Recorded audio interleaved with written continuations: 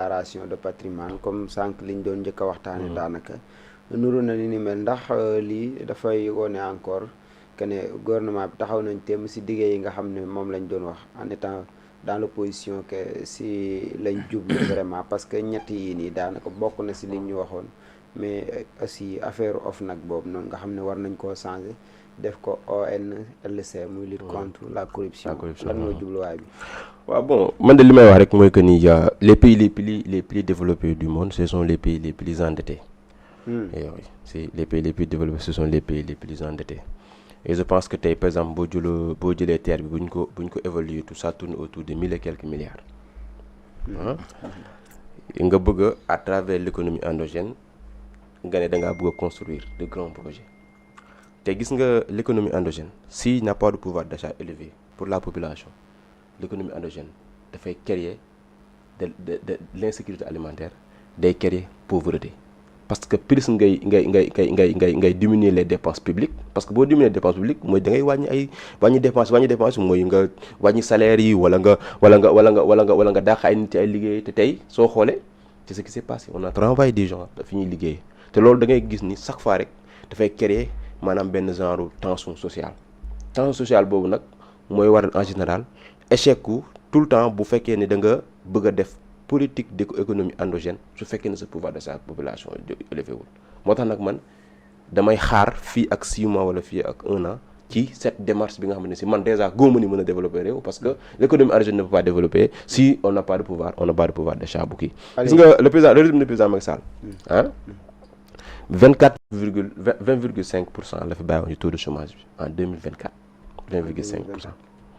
soo xoolee tey diggante entre 2024 ak 2025 bi ñu nekk ni ñu ngi ci entre 21,5 ak 23% si dernier chiffre yi nga xam ne ANSD joxe na ko ci taux de chômage. mooy récemment. endettement bi c'était d'après rapport Cour des comptes bi c'était à 99%. ñoom nag nee nañ taux d'endettement bi dem na ba 119%.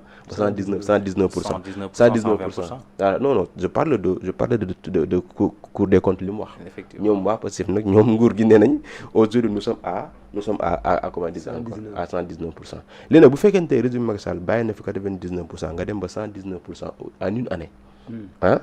99 boo ci wàññee kii ça fait tourne autour de 20 et quelques % yi nga yooyu noonu maanaam Pastef si diggante bi def na fi des comment dire encore des eurobonds yi nga xamante ne si ak des obligations yu mu leb si le marché de l'UEMOA ak marché international yi de telle sorte que ñu jëlee taux bi ci 99% yóbbu ko 119%.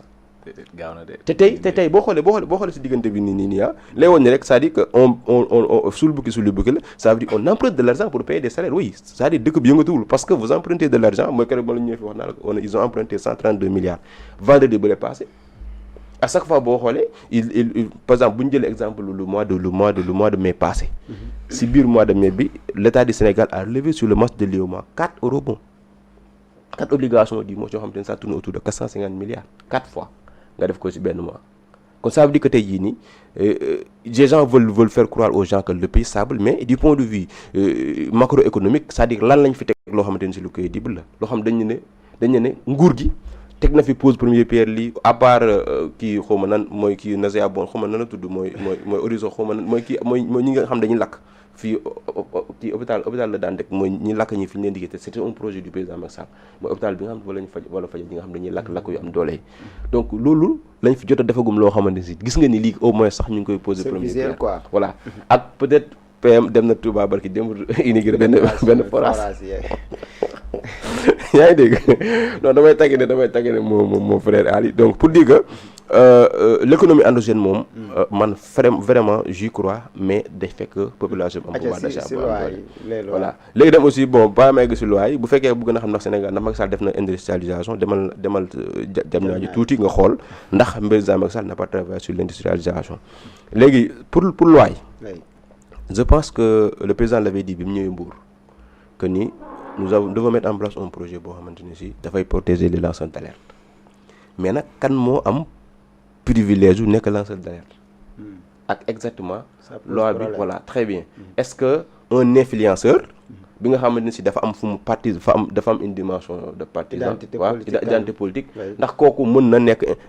à partir d'être influenceur suivi au niveau des réseaux sociaux mu nekk koo xamante ne si dafay lancer ay alerte jël Cheikh Mbaba xool ko mu neex ko rek wala Ali mu neex ko mu dem jël ay photos affaire dem lancer alerte ne Cheikh Mbaba kat il paraît que mu ngi investir si lii wala mu ngi investir si lee ça veut dire que est-ce que tey nii Pastef xeexee pour ñëw nguur dans la diabolisation l'ignominie et tout ça est-ce que loolu mën na nekk benn prolongement pour continuer ci seen démarche politique en exerçant le pouvoir je pense bel et bien que aujourd'hui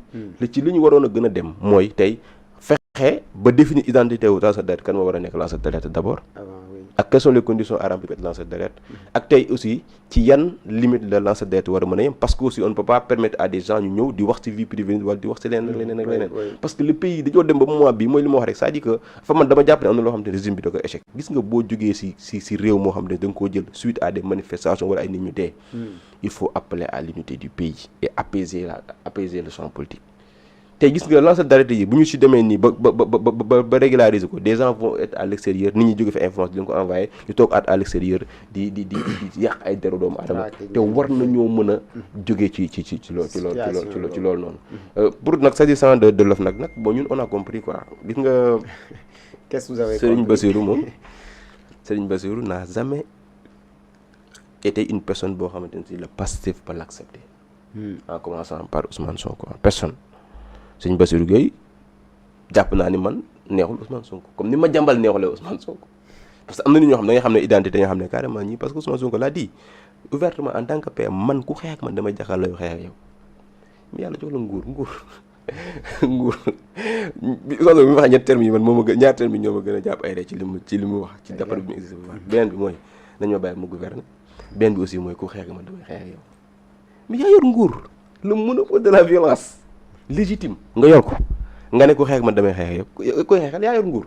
jaratu ngay xeex c'est-à-dire que gis nga am na yoo xamante ne si dafay nekk tout le temps rek benn volonté manifeste wu néewal nit doole wala volonté manifeste wu won nit ñi ne man maa yor nguur gi te gis nga tey ji nguur googu noonu yàlla moo la ko jox te quoi que l'on puisse dire boo fi defoon sentence après ñeneen dañuy ñëw le pays là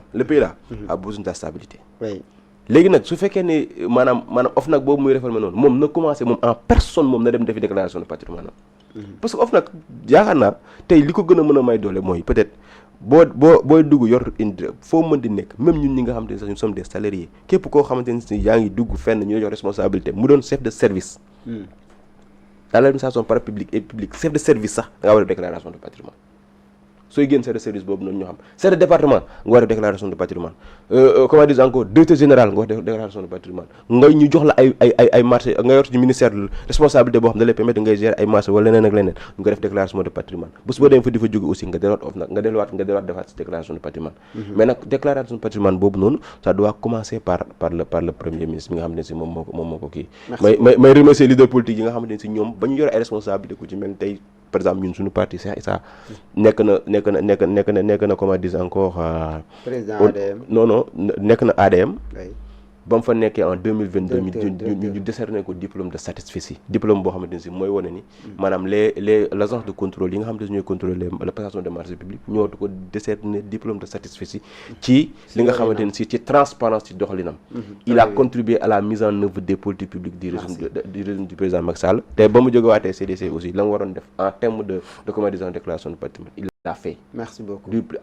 teg ko ci yoon te ñun loolu la ñu jàngalee politique moo tax ñun tey man may demander à UPM aussi mu def comme ñooñu noonu. c'est des leaders transparents yi nga xamante ne si il faut faire des déclarations de patrimoine et tout na ko def. acca Ali les lois yi nga xamante ne validé nañ ko en conseil des ministres par rapport ak li ñu diggoo ndax daanaka si loolu la ñuy ñëw mais kam est-ce que amul yi ay projet de loi mais amul quand même